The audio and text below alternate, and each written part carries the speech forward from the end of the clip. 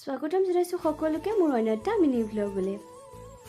এইজন মহাপুৰুষলৈ চাওকচোন, তেওঁ আকৌ চকীত যিদৰে বহিছে যেন গোৱা বিচতহে বহি আছে। ওপৰলৈ আহি দেখিলোঁ আমাৰ সুনিতা বাইদেউ এইফালে আকৌ মন হীৰাদয় কৰি ফুৰিছে।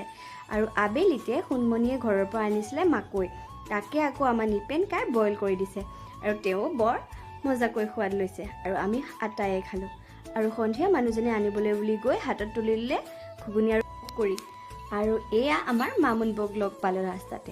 আৰু তাৰ পাছতে প্ৰবীণ বৰাৰ গান আৰু হাতত কেঁচা চানা লৈ আমি ঘৰমুৱা হ'লোঁ। আৰু আজি ৰাতিৰ কাৰণে এয়া মাছ ফ্ৰাই কৰিছোঁ, লগতে চজিনা আৰু আলু ফ্ৰাই কৰিছোঁ। মাজতে আকৌ মোৰ কুকাৰেও চিটি মাৰি দিলে। আৰু এইফালে চজিনা আৰু আলু ভাজিত মই পানী এড কৰি লগতে সৰু সৰু পুঠি মাছ কেইটামান দি ভালদৰে উতলিবলৈ দিলোঁ। আৰু এয়া আমাৰ ৰাতিৰ সাজ ৰেডি হৈ গ'ল। আজিলৈ ইমানেই, আকৌ লগ পাম নেক্সট মিনি ব্লগত, তেতিয়ালৈ বাই।